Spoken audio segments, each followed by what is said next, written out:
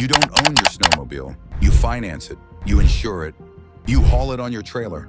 But the moment something goes wrong with that engine, you need permission to find out what it is. The machine you grew up rebuilding in your garage, points gap, carb float, belt swap, done before lunch, that machine is gone. What replaced it requires dealer software, a hardware key, and an active license that you will never have access to. You are renting the right to understand your own engine.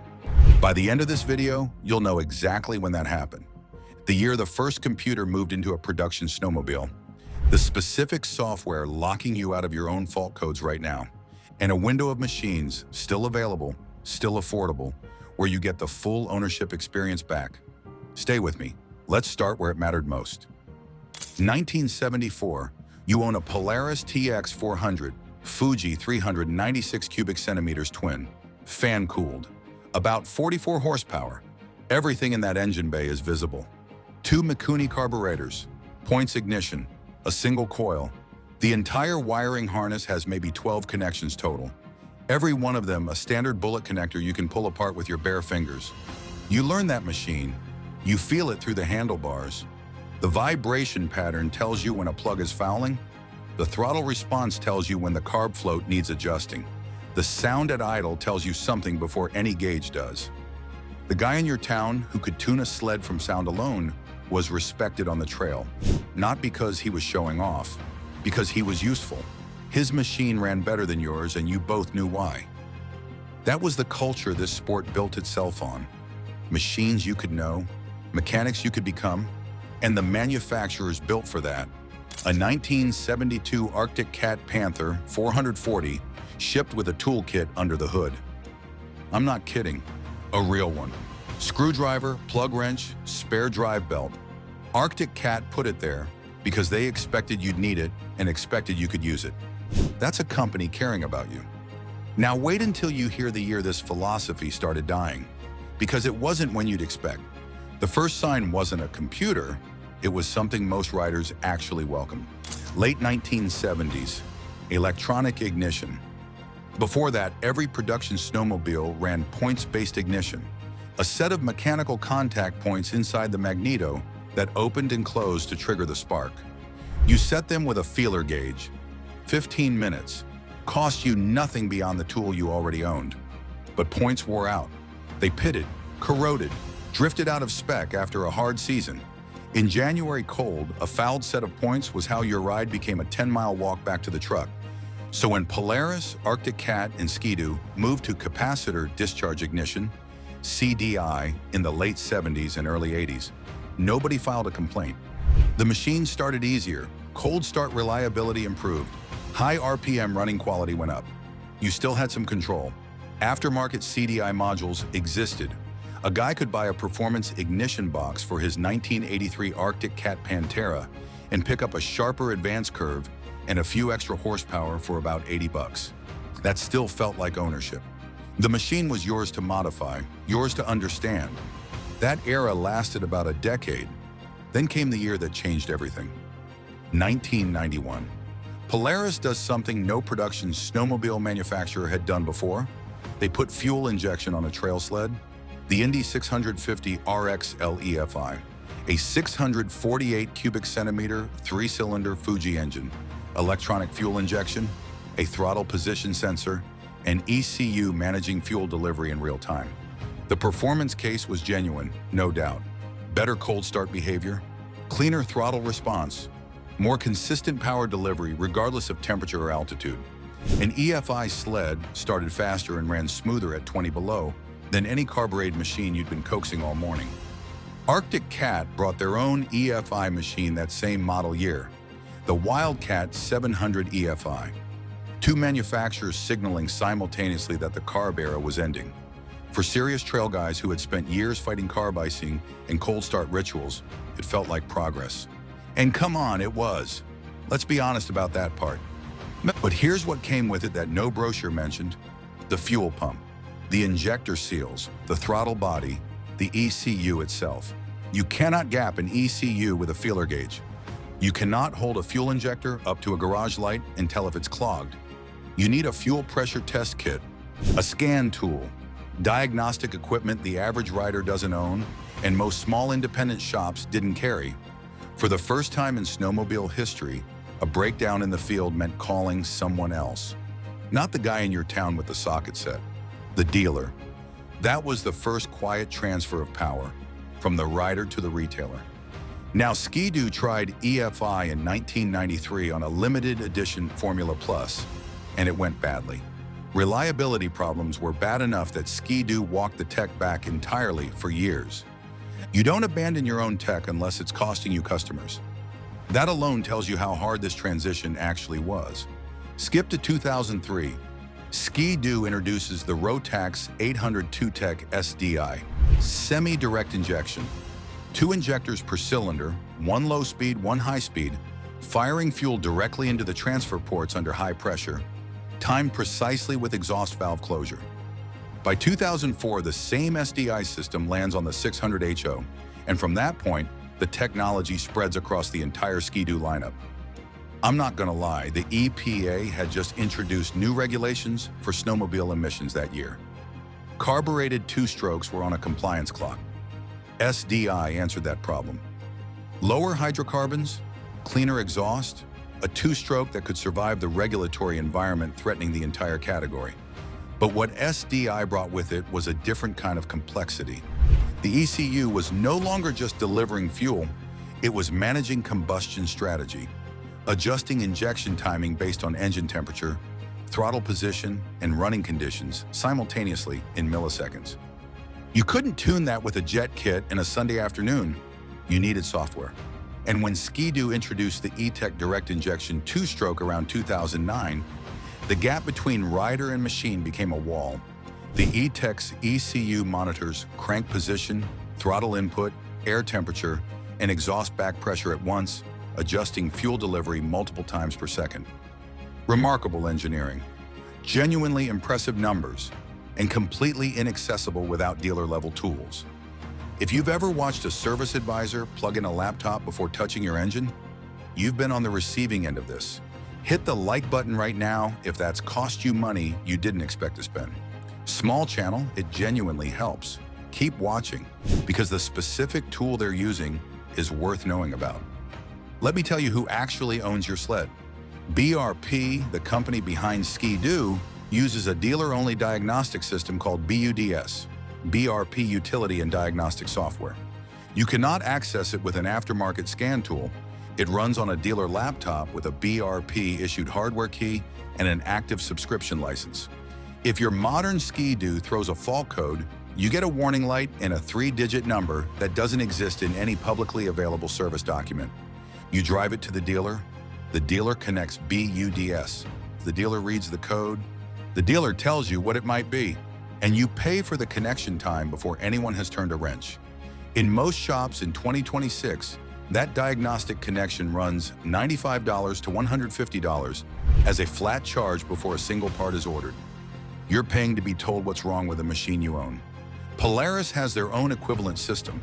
Arctic Cat had the ACES diagnostic platform before the Textron situation ended their production line. The entire modern snowmobile industry has converged on a model where the dealer is the mandatory gateway between you and your own engine. Did you know this happened in the automotive world too? But in cars, the aftermarket fought back. The EPA forced manufacturers to maintain standardized OBD2 access after 1996. There are $30 scan tools that read fault codes on any car made in the last 3 decades. In snowmobiles, no equivalent battle was won. The rider community wasn't large enough to force it. The manufacturers moved fast, and nobody was watching closely enough to push back.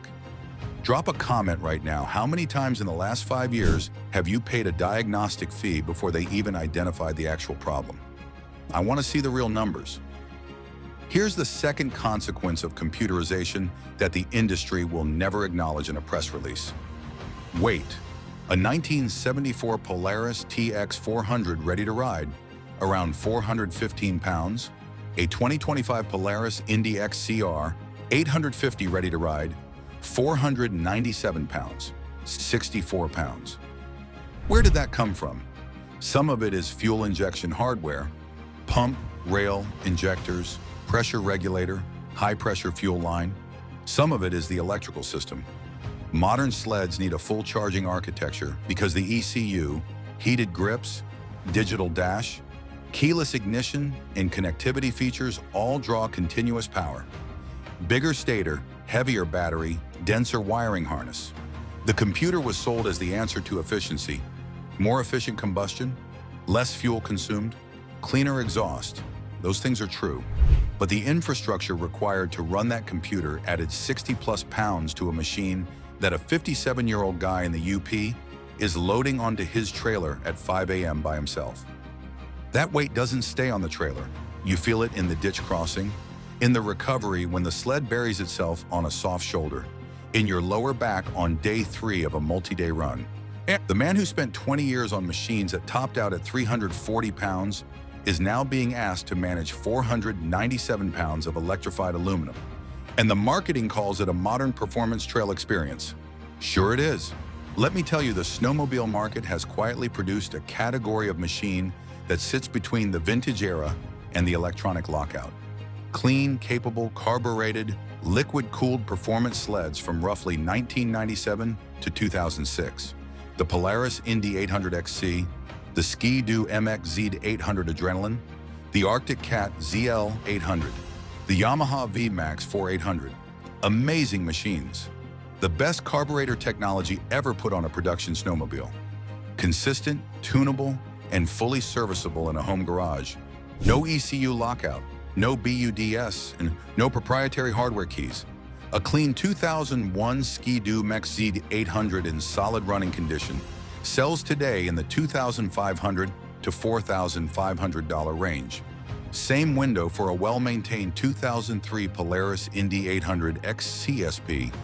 You can tune those machines with a Dynajet carb kit and a jetting reference chart for your altitude. Total investment under $150. Total time, 1 afternoon in your own driveway. If something goes wrong mechanically, the service documentation is publicly available. Parts are widely stocked. An independent shop with any background in two-stroke engines can diagnose it without a laptop. Let me be straight about where this goes. The manufacturers are committed to deeper electronic integration.